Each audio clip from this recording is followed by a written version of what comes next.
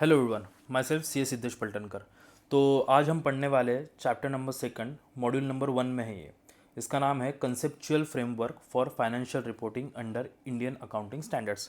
सो मैं आपको इस चैप्टर के बारे में बता दूँ। ये चैप्टर 9 यूनिट्स में डिवाइड किया गया, 1 2 3 4 5 6 7 8 एंड 9। सो हमें, और ये सारा जो इतने यूनिट्स है ना, ये बहुत थेरोटिकल है। इसमें प्रैक्टिकल कंसेप्ट सिर्फ ये जो लास्ट का पार्ट है ना, concept of capital and capital maintenance, इसमें है। बट आपको सब कुछ जो इसका थियोरेटिकल पार्ट है ना, ये आपको बिल्डअप, आपको बेस क्रिएट करने के लिए आपको बहुत हेल्प करेगा। और मैं जानता हूँ काफ़ी सारे लोग ये जो थियोरेटिकल स्टैंडर्ड्स होते हैं ये स्किप कर देते हैं। हालांकि मैंने भी अपने सी ए फाइनल के टाइम में इसे स्किप किया था। बट आई थिंक ये जब आप सी ए बन जाओगे उसके बाद आपको प्रैक्टिकल अप्रोच के लिए चैप्टर बहुत हेल्प करेगा। So let's start. So chapter का नाम है conceptual framework for financial reporting under Indian accounting standards. Okay, so first unit is about introduction, then objective of general purpose financial reporting GPFR, qualitative characteristics of useful financial information, financial statements and the reporting entity, elements of financial statement, recognition and derecognition, measurement, presentation and disclosure, and concept of capital and capital maintenance. सो ये 9 units है। Okay, और मैं आपको बता दूँ इसमें, मतलब book में तो आई गेस ये 74-75 पेजेस का चैप्टर है। बट उसमें से मैंने हर यूनिट में से सिर्फ इंपॉर्टेंट पॉइंट्स ही लिए, और मुझे जो लगा है कि ये पॉइंट्स रिपीट हो रहा है, मैंने उसे स्किप किया है। So first point, okay, first unit introduction. अभी इंट्रोडक्शन में इन्होंने ना काफ़ी सारी चीज़ें बताई कि इंडेक्स आए कहाँ से, कैसे इसे ड्राफ्ट किया। ये हमने इसके पहले वाले वीडियो में भी कवर किया। वो आप पहले वाला वीडियो मेरा देख लीजिएगा, प्लेलिस्ट में आपको मिल जाएगा। ओके, सो इंट्रोडक्शन के अंदर मेन पॉइंट क्या दिया है कि conceptual framework under Indians is not a standard. मतलब ये जो चैप्टर है कंसेप्चुअल फ्रेमवर्क, ये कोई इंडियन अकाउंटिंग स्टैंडर्ड नहीं है, ये बस एक फ्रेमवर्क है। Okay, then it is primarily meant for the standard setter for formulating the standard. ये जो चैप्टर है, ये जो स्टैंडर्ड सेट कर रहे हैं उनके लिए हेल्पफुल करेगा। तो किस वे में है? पहले तो स्टैंडर्ड सेटिंग करेंगे, फिर कंसिस्टेंट प्रिपरेशन करेंगे और इंडेक्स को इंटरप्रेट करेंगे। बस इंट्रोडक्शन में मुझे ऐसा लगता है कि ये 3 ही पॉइंट है जो इंपॉर्टेंट है, और एग्जाम के लिए कोई रिलेवेंट नहीं है, ये कुछ रिलेवेंट नहीं है। Okay, second unit. सो हमारा फर्स्ट यूनिट यहाँ पर ख़त्म होता है, इतना ही है इसमें। Objective of general purpose financial reporting. हम सीपीटी से या 11th स्टैंडर्ड से जहाँ जब भी आपने कॉमर्स स्टार्ट किया, सीए चालू किया, आपने यही पढ़ा है कि हम जो फाइनेंशियल स्टेटमेंट्स बनाते हैं वो हम जो हमारे यूज़फुल इन्फॉर्मेशन जो जिन्हें यूज़फुल रहती है वो लोग उनके लिए बनाते हैं, like potential investors, lenders, creditors. हम इन लोगों के लिए फाइनेंशियल्स बनाते हैं। ओके, सो इसका ऑब्जेक्टिव भी वही होगा, to provide financial information about reporting entity that is useful for making decision making. ऐसी इन्फॉर्मेशन तो जो पोटेंशियल इन्वेस्टर, लेंडर, क्रेडिटर्स को डिसीजन लेने में हेल्प करेगा। ओके, अभी इसके कुछ लिमिटेशंस भी है। GPFR means general purpose financial reporting के। आप कितनी भी कोशिश कर लो अपने फाइनेंशियल स्टेटमेंट्स में सारी इन्फॉर्मेशन देने की, आप 100% नहीं दे सकते। इसलिए do not and can not provide all the information, are not design to show the value of reporting entity. ये पॉइंट क्या बोलता है कि आप अपने फाइनेंशियल स्टेटमेंट्स में आज तक आपने कितना कमाया, कितना नुकसान हुआ, लाइक प्रॉफिट एंड लॉस, आपके एसेट्स कितने हैं, आपके लाइबिलिटी, ये दर्शाता है। बट उसका वैल्यू रिपोर्टिंग एंटिटी का फाइनेंशियल स्टेटमेंट नहीं बताता है। Okay, and are not primarily directed to other parties. जो फाइनेंशियल स्टेटमेंट्स वो एंटिटी के हिसाब से बनते हैं, वो किसी और अदर पार्टी के हिसाब से नहीं बनते हैं। ओके, सो आई होप आपको लिमिटेशंस भी समझ में आ गए होंगे। Third point, information provided by general purpose financial reports. क्या इंफॉर्मेशन देता है ये? Financial position, financial performance. Financial position में असेट्स कितनी है, लाइबिलिटीज़ कितनी है। फाइनेंशियल परफॉर्मेंस मतलब प्रॉफिट एंड लॉस, प्रॉफिट और loss due to transaction occurred in the financial. जो भी आप साल भर में ट्रांजैक्शंस करोगे उसके बाद जो प्रॉफिट होगा या लॉस होगा वो हम फाइनेंशियल परफॉर्मेंस में आ जाएगा। और फाइनेंशियल पोजीशन तो हमारा असेट्स और लाइबिलिटी बताता है। Okay, changes in economic resources and claims not resulting from financial performance. क्या बोलता है ये point? A reporting entity economic resources and claims में also change for reason other than financial performance such as issuing debt और equity instruments. अभी हो सकता है कि फाइनेंशियल स्टेटमेंट में आपका कोई कुछ आपका सेल परचेज का बिजनेस नहीं है, बट स्टिल आपका उसमें फाइनेंशियल्स में चेंज हो रहा है। क्यों हो रहा है? क्योंकि आप हो सकता है आप डेट इशू कर रहे हो या आप इक्विटी इशू कर रहे हो, जिसकी वजह से आपके फाइनेंशियल्स में चेंजेस आएंगे, तो इसे रिपोर्ट करना भी ज़रूरी है। Information about this type of changes is necessary to give users a complete understanding. अभी ये इन्फॉर्मेशन यूजर्स को देना इसलिए कंपलसरी है क्योंकि अगर कोई कंपनी अगर डेट इशू कर देती है और वो अगर किसी investor, potential investor, creditors, lenders को पता ही नहीं, तो उन लोगों का डिसीजन मेकिंग गलत हो जाएगा। उन्हें लगेगा कि भाई हमें कंपनी से पैसा हमारे एट द एंड वापस मिल जाएगा, बट इन्होंने अगर ऑलरेडी डेट ले चुके हैं तो भाई उनका नंबर बाद में लगेगा। करेक्ट। सो ये इन्फॉर्मेशन देना ज़रूरी है। जो फाइनेंशियल इन्फॉर्मेशन प्लस ऐसे इवेंट्स जो नॉन फाइनेंशियल है वो भी हमें देना ज़रूरी है। ओके, इसके साथ हमारा यूनिट 2 भी ख़त्म होता है। ओके, तो इंट्रोडक्शन में हमने क्या पढ़ा कि भाई ये जो स्टैंडर्ड बनाएगा उसके लिए हेल्पफुल है। स्टैंडर्ड बनाना है, कंसिस्टेंटली उसे अप्लाई करना है, उसे इंटरप्रेट करना है, हमने इंट्रोडक्शन में देखा। ऑब्जेक्टिव में हमने क्या देखा? Financial position, financial performance, asset liability and profit and loss. Okay, हमने मेन ये पॉइंट देखा। एंड फाइनेंशियल स्टेटमेंट किन के लिए यूजफुल होता है? Potential investor, lenders, creditors to take decisions. Okay, now हमारा थर्ड यूनिट है qualitative characteristics of financial performance. भाई अब ये तो हम स्टार्टिंग सीपीटी का जो फर्स्ट चैप्टर था ना थ्योरी का, इंट्रोडक्शन टू अकाउंट्स, वहाँ से कैरी फॉरवर्ड हो रहा है। तो qualitative characteristic of useful financial information, कोई भी इन्फॉर्मेशन कैसी होनी चाहिए? रिलेवेंट होनी चाहिए, फेथफुल रिप्रेजेंट होनी चाहिए। रिलेवेंट कब होगी? अगर वो प्रिडिक्टिव वैल्यू और कन्फर्मेटिव वैल्यू को फुलफिल करती है। प्रिडिक्टिव वैल्यू मतलब जो फ्यूचर के लिए वैल्यू, हम आज जो भी काम करेंगे इससे हम फ्यूचर को थोड़ा सा फ्यूचर का ट्रेंड एनालाइज कर सके। And confirmative value. Faithful representation, faithful कब होगा? जब इंफॉर्मेशन कंप्लीट होगी, न्यूट्रल मतलब अनबायस्ड होगी एंड फ्री फ्रॉम एरर होगी। ओके, सो इन्फॉर्मेशन कैसी होनी चाहिए? रिलेवेंट, फेथफुल, ये दो होना चाहिए point. Information, financial information is enhanced. Financial information enhanced कब होंगी? जब वो एक तो कंपेरेबल होगी, वेरीफाइबल होगी और अंडरस्टैंडेबल। कंपेरेबल मतलब आप अपनी इंडस्ट्री में किसी और फर्म के साथ कंपेयर कर सकते हो। वेरीफाइबल मतलब आपने उसमें जितने भी बैलेंस शीट में आपने असर्शंस इनपुट किए हैं उसे आप वेरीफाई कर सकते हो। अंडरस्टैंडेबल, अंडरस्टैंडेबल मतलब जो लेमन पर्सन है वो भी उसे अंडरस्टैंड कर सके। ओके, साथ ही साथ इसमें एक पॉइंट दिया था, cost constraint on the useful financial information. अभी कोई भी फाइनेंशियल इन्फॉर्मेशन आप प्रिपेयर करते हो तो उसको कॉस्ट लगता है। अभी ऐसा ना हो जाए कि आप फाइनेंशियल इन्फॉर्मेशन आपने बनाने के लिए, एग्जाम्पल आपने 1 लाख रुपीज़ खर्चा किया और उसमें फाइनेंशियल इन्फॉर्मेशन में आपको इनपुट सिर्फ 1000 रुपीज़ का निकला। करेक्ट, कॉस्ट बेनिफिट एनालिसिस हमें यहाँ पर करना पड़ेगा। सो क्वालिटेटिव कैरेक्टरिस्टिक्स क्या होना चाहिए? रिलेवेंट होना चाहिए, फेथफुल रिप्रेजेंट होना चाहिए, financial information comparable, verifiable and understandable होनी चाहिए। सो यहाँ पर थर्ड यूनिट भी हमारा फिनिश होता है। Now financial statements and the reporting entity.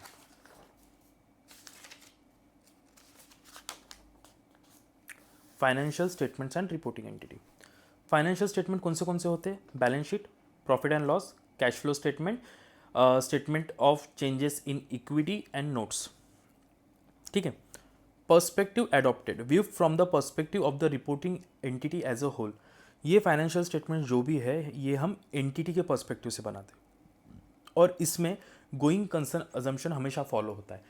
अगर गोइंग कंसर्न अजम्पशन हमें लगता है कि हमारा बिजनेस आगे सीज हो जाएगा, बंद हो जाएगा, तो हम गोइंग कंसर्न अजम्पशन बंद कर देंगे। ओके, फाइनेंशियल स्टेटमेंट कौन से है? Balance sheet, profit and loss, cash flow statement, SOCI, statement of changes in equity, notes. Reporting entity किसे कहा जाता है? अब ये तो बहुत ही मतलब अभी ये सीए फाइनल के स्टूडेंट को नहीं बताना चाहिए, बट स्टिल सिलेबस में मैंने कवर किया है। It is an entity that is required और choose to prepare financial statement. Correct. अभी रिपोर्टिंग एंटिटी एक सिंगल इंडिविजुअल एंटिटी हो सकती है, किसी एंटिटी का पार्ट भी हो सकती है, या एक से ज़्यादा एंटिटी भी हो सकती है। करेक्ट। ओके, कुछ पॉइंट्स इसमें इंपॉर्टेंट है जो मैंने नोट किए। If reporting entity comprise both parents and subsidiary, ये मुझे लगता है कि ये थोड़ा सा अंडरस्टैंडिंग पर्पस के लिए रियल लाइफ में इंपॉर्टेंट है ये पॉइंट। अगर reporting entity comprise both parent and entity, मतलब जिसका रिलेशन पेरेंट सब्सिडरी का है, वो कंसोलिडेटेड फाइनेंशियल स्टेटमेंट बनाएंगे। करेक्ट। एसएफएस भी बनेगा, separate financial statement, but consolidated financial statement बनाएंगे। If reporting entity is a parent one, अब इसमें सिर्फ पेरेंट एंटिटी है या सब्सिडरी अलग है, दोनों अलग अलग है, सब्सिडरी नहीं है, कोई दूसरी अलग एंटिटी है, या सब्सिडी भी। अभी देखो, पेरेंट और सब्सिडरी वो एसएफएस भी बनाएगी और सीएफएस भी बनाएगी। तो stand alone financial statement, separate financial statement, unconsolidated financial statement, इसी को बोला जाता है। ओके, हाँ। अभी इफ रिपोर्ट, ये इंपॉर्टेंट है, If reporting entity comprise two or more entities that are not linked by a parent subsidiary relationship, ऐसी कोई एंटिटी है जो ग्रुप में है बट वो पेरेंट सब्सिडरी का उनका रिलेशन नहीं है, तो भाई वो लोग कंबाइंड फाइनेंशियल स्टेटमेंट बनाएंगे, कंसोलिडेट नहीं, कंबाइंड फाइनेंशियल स्टेटमेंट बनाएंगे। ओके, यूनिट नंबर 4 भी हमारा फिनिश हो गया। Elements of financial statement. अब फाइनेंशियल स्टेटमेंट्स में क्या क्या होगा? Asset, liability, equity, income, expense. Correct. Executory contract, अभी ये हो सकता है हमने लॉ में इंडियन कॉन्ट्रैक्ट एक्ट में पढ़ा था, इंडियन कॉन्ट्रैक्ट 1872। सो अभी इसमें भी डेफिनेशन दी थी, सो मैंने कवर कर लिया, सोचा आप लोगों का रिवीजन हो जाएगा। Executory contract is a contract और a portion of a contract that is equally unperformed, neither party has fulfilled any of its obligation और both parties have partially fulfilled their obligation to the equal extent. दो लोग हैं, parties है, जिन्होंने या तो अपना कॉन्ट्रैक्ट स्टार्ट ही नहीं किया, तो दोनों एक लेवल पर है, स्टार्ट कर दिया, दोनों ने एक एक स्टेप लिया, तो भी इक्वल लेवल, मतलब जहाँ पर भी है वो इक्वल लेवल पे रहने चाहिए। या तो परफॉर्म ही नहीं किया या पार्टली परफॉर्म किया, तो दोनों ने इक्वल परफॉर्म किया। करेक्ट। तो इसे एग्जीक्यूटिव कॉन्ट्रैक्ट बोलते हैं। अगर गाइज आपको लग रहा है कि मैं फास्ट जा रहा हूँ, सो आपको थोड़ा फास्ट करना पड़ेगा, क्योंकि ये चैप्टर इतना टाइम डिजर्व नहीं करते, बस मैं आपको अंडरस्टैंडिंग के लिए चैप्टर ले रहा हूँ। ओके, सो यूनिट 6, हमारा यूनिट 5 भी ख़त्म हो चुका है। Recognition and D recognition. अभी रिकग्निशन कब करना है, डी रिकग्निशन कब करना है, ये तो हमने 11th में पढ़ा है। जब असेट खरीदेंगे, जिस दिन पुट टू यूज़ करेंगे उस दिन एसेट रिकग्नाइज करना है। सेम जिस दिन लाइबिलिटी हम किसी से उधार ले लेंगे, लाइबिलिटी हम इक्विटी रेस कर लेंगे तो इक्विटी आ जाएगी, income and expenditure. Derecognition कब करना है? रिमूवल ऑफ ऑल और part of a recognized asset और liability from an entity's balance sheet. Derecognition asset liability का कब करेंगे? असेट का कब करेंगे? When entity loses control of all और part of the recognized asset. जो असेट हमने बैलेंस शीट में रिकॉग्नाइज की, अगर एंटिटी उसके ऊपर से कंट्रोल अपना लूज कर देती है तो उसे डी रिकॉग्नाइज कर देंगे। Liability, when an entity has no longer present obligation for all और part of the recognize liability. जो एंटिटी ने अपने बैलेंस शीट के अंदर लाइबिलिटी रिकॉग्नाइज की, अब वो हमारे लाइबिलिटी हमें पे ही नहीं करनी है, तो डी रिकॉग्नाइज हो जाएगी। Okay, unit 6 also over. ठीक है, यूनिट 7 ना थोड़ा इंपॉर्टेंट है, बिकॉज इसमें आपको काफ़ी सारे टर्म्स आपको सीखने मिल जाएगा। एंड प्रेजेंटेशन एंड डिस्क्लोजर, ये जो यूनिट है ना, ये तो हर स्टैंडर्ड अपने डिस्क्लोजर बताएगा और उसे कैसे प्रेजेंट करना है वो भी बताएंगे। So this is not that too much relevant and this one is for exam relevant. Okay, हाँ। So chapter number, unit number 7, measurement. So ये चैप्टर थोड़ा सा इंपॉर्टेंट है, बिकॉज इसमें आपको काफ़ी सारे टर्म्स न्यू सीखने मिलेंगे। मेजरमेंट बेसिस, मेजरमेंट किसको करेंगे? हम एसेट और लाइबिलिटी को मेजर करेंगे, मेजर करके हम बुक्स में इसे इंट्रोड्यूस करेंगे। सो एक है हिस्टोरिकल कॉस्ट और दूसरा है करंट वैल्यू। करंट वैल्यू में 3 है, fair value, value in use, ये असेट के लिए वर्ड यूज़ होता है, and fulfilment value for liability, and current cost. Okay, so हम असेट्स एंड लाइबिलिटी को करंट हिस्टोरिकल कॉस्ट या करंट वैल्यू पे मेजर कर सकते हैं। सो हिस्टोरिकल कॉस्ट मतलब क्या? असेट एंड लाइबिलिटी, जो भी हम पे करेंगे असेट खरीदने के लिए, साथ में जो भी हम उसके ऊपर ट्रांजैक्शन कॉस्ट खर्चा करेंगे, ये दोनों का टोटल मिला के असेट का कॉस्ट हो जाएगा। लाइबिलिटी, लाइबिलिटी में हमें जो भी हमें अमाउंट रिसीव्ड होगी लेस ट्रांजैक्शन कॉस्ट, उसमें से लेस हो जाएगा ये। ठीक है, अभी हिस्टोरिकल कॉस्ट में हमें चेंजेस रिकॉर्ड करने हैं या नहीं? चेंजेस रिकॉर्ड करने हैं, बट जो यहाँ पर दिए इतने ही रिकॉर्ड करने हैं। कौन से हैं? Depreciation, amortisation, receivables. रिसीवेबल्स मतलब हमने किसी को लाइक डेटर्स भी एक रिसीवेबल्स होते हैं। करेक्ट। सो या हमने किसी को असेट सेल कर दिया, उसमें से कुछ हमें अमाउंट एडवांस आना बाकी है या बैलेंस अमाउंट आना बाकी है, वो रिसीवेबल्स वो इसमें रिकॉर्ड हो जाएंगे। सॉरी, डेटर्स नहीं आएगा इसमें, सॉरी डेटर्स नहीं आएगा। ओके, देन इम्पेयरमेंट, अगर कोई असेट हमारा यूज़ करते करते ख़राब हो जाता है, इम्पेयर हो जाता है। इंटरेस्ट इन फाइनेंस अमाउंट, अगर हम कोई असेट लोन लेकर लेते हैं, क्रिएट करते हैं, तो उसके ऊपर जो इंटरेस्ट आएगा वो इसके अंदर ऐड हो जाएगा। सो चेंजेस हिस्टोरिकल कॉस्ट के अंदर चेंजेस रिकॉर्ड होंगे, बस वो इतने ही होंगे। Depreciation, amortisation, receivables, impairment, interest in finance component, interest if finance component, liability, transaction cost, consideration received less transaction cost, changes क्या क्या रिकॉर्ड होंगे, फुलफिलमेंट ऑफ लाइबिलिटी, अगर हमने लाइबिलिटी बंद कर दी मतलब पूरी पे कर दी तो लाइबिलिटी क्लोज हो जाएगी। Effect of event that increase the value of obligation, अगर हम आज हमने 100 रुपये लाइबिलिटी ली, कल हमने उसी पर्सन से 100 रुपये और ले, तो टोटल अब लाइबिलिटी 200 रुपीज़ हो गई, तो ये चेंज भी इसके अंदर आएगा, हिस्टोरिकल कॉस्ट के अंदर आएगा। इंटरेस्ट इफ फाइनेंस कंपोनेंट, अगर इसमें भी कुछ हम फाइनेंसिंग कंपोनेंट रहता है वो भी इसके अंदर इंक्लूड होगा। ठीक है, अभी हमने हिस्टोरिकल पढ़ा, now why current value. So when an asset is acquired और created, when an asset is acquired और क्रिएटेड, जब कोई असेट हम खरीदते हैं या बनाते हैं, एग्जाम्पल से loan is given by parent to subsidiary, एक पेरेंट एंटिटी ने अपने सब्सिडरी को लोन दिया। अभी पेरेंट एंटिटी ने जब सब्सिडरी को लोन दिया, हो सकता है ये मार्केट टर्म पर ना हो सकता है हम इसका कॉस्ट मेजर ना कर सके, इसीलिए जब वो टाइम पर इसका जो करंट वैल्यू रहेगा हम उसे मेजर कर लेंगे। इसलिए when an asset is acquired or created or a liability is incurred or taken as a result of the event that is not a transaction on market term, जो market term पर नहीं है, it may be possible to identify a cost or the cost may not provide relevant information of asset or liability. In such case a current value of asset or liability is used as a deemed cost, जो current value रहेगी ना उसकी, हम उसे cost initial recognition पर ले लेंगे। Okay. अभी हमारा हिस्टोरिकल कॉस्ट हमने पढ़ लिया, उसके बाद हम करंट वैल्यू क्यों यूज़ करेंगे हमने वो देख लिया। अभी करंट वैल्यू में exit value, entry value, exit value में fair value, value in use और फुलफिलमेंट वैल्यू, एंट्री वैल्यू में करंट कॉस्ट। सो अभी हम पढ़ेंगे फेयर वैल्यू। ये आप वैसे फेयर वैल्यू इंड एस 113 में आप अच्छे से पढ़ोगे, Ind AS 113। Okay, fair value मतलब price that would be receive to sell an asset और paid to transfer a liability. जब हम कोई मार्केट में असेट बेचेंगे तो हमें उससे जो भी अमाउंट मिलेगा या जिससे लाइबिलिटी हम ट्रांसफ़र कर सकते हैं वो amount in an ordinary transaction, मतलब कोई भी ऐसा ट्रांजैक्शन, स्पेशल ट्रांजैक्शन नहीं, जो नॉर्मल जर्नल ट्रांजैक्शन उस पर between market participant at a measurement date. Okay, so fair value का डेफिनेशन है, क्या डेफिनेशन है, price that would be receive to sell an asset और paid to transfer liability in an orderly transaction between market participant at a measurement date. अभी याद रखना हमने यहाँ पर, ठीक है, ट्रांजैक्शन कॉस्ट ऐड किया हिस्टोरिकल कॉस्ट में, फेयर वैल्यू में ट्रांजैक्शन कॉस्ट ऐड नहीं होता, ये पॉइंट याद रखना है पॉइंट, ठीक है। Value in use, value in use मतलब present value of the cash flow, जो फ्यूचर में कैश फ्लो होगा उसका आज हम प्रेजेंट वैल्यू करेंगे तो हमारा वैल्यू इन यूज़ आ जाएगा। फुलफिलमेंट वैल्यू मतलब present value of cash flow और other economic risk that an entity expects to be obliged to transfer as to fulfil liability.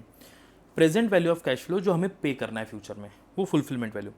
इसका ट्रांजैक्शन कॉस्ट इनिशियल रिकॉग्निशन जब करेंगे तो हमें ट्रांजैक्शन कॉस्ट ऐड नहीं करना है, बट जब डी रिकॉग्निशन करेंगे तब हमें ट्रांजैक्शन कॉस्ट ऐड करना है। ओके, ये पॉइंट ट्रांजैक्शन कॉस्ट का आपको याद रखना पड़ेगा, क्योंकि जब आप इंडेक्स, स्पेसिफिक इंडेक्स पढ़ोगे तब आपको ये सारे एडजस्टमेंट्स आएंगे। करंट कॉस्ट, ओके, हमने क्या क्या पढ़ लिया, हिस्टोरिकल कॉस्ट पढ़ लिया, हमने करंट वैल्यू में फेयर वैल्यू पढ़ लिया, वैल्यू इन यूज़ पढ़ लिया। अभी करंट कॉस्ट, करंट कॉस्ट क्या बोलता है, value to be determined on each measurement date, consideration paid plus transaction cost. Okay, ये इतना इंपॉर्टेंट पॉइंट नहीं है। Factors for selection of measurement basis, ऐसे कौन से फैक्टर है जिसके बेसिस पर हम, जिसको हम कंसीडर करेंगे मेजरमेंट करने के लिए। इसके अलावा भी और मार्केट टर्म्स होती है, बट ये दो बेसिक है, रिलेवेंस और फेथफुल रिप्रेजेंटेशन, ठीक है। तो I don't think so this point is very much important. So इसी के साथ हमारा 7th नंबर का यूनिट ख़त्म हो जाता है, ये थोड़ा इंपॉर्टेंट है। Okay, 8th unit presentation and disclosure. So अब ये जो यूनिट है ना, ये वाला आपको जब हम आगे इंडेक्स पढ़ेंगे, इंडेक्स की एंड में दिया है कि हमें क्या डिस्क्लोज करना है और किस तरीके से डिस्क्लोज करना है। बट ये दो पॉइंट ना मुझे इंपॉर्टेंट लगे, ऑफसेट और एग्रीगेशन। ऑफसेट मतलब offset occurs when an entity recognise and measure both the asset and liability as separate unit of account but group them into a single net amount. Balance sheet में दो चीज़ें हैं जिसको हमने group कर लिया और जिसको हमने एज अ सिंगल अमाउंट दिखा दिया, बट इससे क्या होगा कि हम इंफॉर्मेशन प्रॉपरली कंपेरेबल नहीं रहेगी। इसलिए offset classifies dissimilar items together and therefore is generally not appropriate, ठीक है। Aggregation is adding together of asset, liability, equity or income that have shared characteristics and are included in the same classification. Aggregation मतलब दो, like यहाँ deferred tax asset, deferred tax liability, हम इसे net करके दिखा सकते हैं. एग्रीगेट करना है हमें जो जिसका कैरेक्टरिस्टिक्स सेम है. ओके, सो यूनिट नंबर 8 भी अपना हो गया, क्योंकि इससे ज़्यादा, क्योंकि जो भी प्रेजेंटेशन डिस्क्लोजर है ना वो स्पेसिफिक इंडेक्स आपको बता देंगे. ओके, दिस इज इंपॉर्टेंट क्योंकि इसमें प्रैक्टिकल क्वेश्चन एक है और ये काफ़ी ईजी है, कुछ इसमें कॉम्प्लिकेट रॉकेट साइंस नहीं है. Okay, concept of capital and capital maintenance. अभी आप सब लोगों को कैपिटल तो पता है. कैपिटल क्या होता है? जो ओनर प्रमोटर अपने बिजनेस स्टार्ट करने के लिए जो भी फंड इंट्रोड्यूस करता है उसे कैपिटल बोलते हैं. सो कंसेप्ट ऑफ कैपिटल में दो टाइप की कैपिटल है, एक financial capital, financial concept and physical concept. Financial concept क्या बोलता है? Financial concept of capital should be adopted if the, ये कब यूज करना चाहिए और ये कब यूज करना चाहिए. Financial concept of capital should be adopted if the user of financial statements are primarily concerned with the maintenance of nominal invested capital or the purchasing power of the investing capital. ये तब use करना चाहिए जो आपका nominal invested capital रहे, जब nominal invested capital है वो बैलेंस रहे. ठीक है, और फिजिकल कंसेप्ट करना है जब आपको ऑपरेटिंग कैपेसिटी में डील करना है. ओके, ये कैलकुलेट कैसे करेंगे? Physical and financial. सो जब आपका एंड में financial amount of net asset at the end of period is more than financial amount of net asset at the beginning minus distribution to owners. मतलब आपने example के लिए आपने साल के एंड में आपका जो नेट असेट का है वो 10,000 है. ठीक है, ओपनिंग में आपका था 5,000 और आपने ओनर को शेयर किया 2,000, तो आपका कितना बचा? 2,000. ठीक है, ये मेथड बोलता है. और फिजिकल कैपिटल मेंटेनेंस क्या बोलता है कि आपकी जो प्रोडक्टिव कैपेसिटी है वो eight the beginning, eight the end of the period कितनी है, लेस उसमें से हम ओपनिंग करेंगे और उसमें से हमने डिस्ट्रीब्यूशन, हमने ओनर को कितना बांट दिया, जो बचा हुआ है that will denote physical capital maintenance. Okay, इसी के ऊपर एक क्वेश्चन है. ठीक है, ये आपको सब क्लियर कर देगा. Example number 11 page number 69.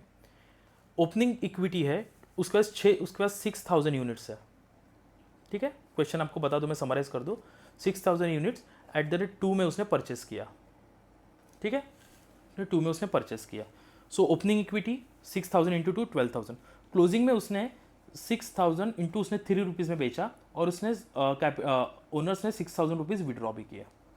ठीक है, तो क्लोजिंग इक्विटी 18,000 में आपने बेचा, दैट इज 6,000 इंटू 3 और ये ओपनिंग इक्विटी उसमें से 12,000 लेस हो गया. ठीक है, और ओनर्स ने 6,000 विड्रॉ कर लिया, तो eight the and return profit बचा कुछ भी नहीं बचा. करेक्ट, 18,000 माइनस 12,000 6,000 बचना चाहिए था और 6,000 ओनर्स ने ये कर लिया. ठीक है, यहाँ पर मैं एक काम करता हूँ, यहाँ पर 6,000 कर देता हूँ और लेस डिस्ट्रीब्यूशन टू ओनर 6,000 आ गया, नील आ गया. Okay, the trader can start, conclusion क्या है? The trader can start year 2002, मतलब उसका अगला year, by purchasing 6,000 units at ₹2 per unit 1 second.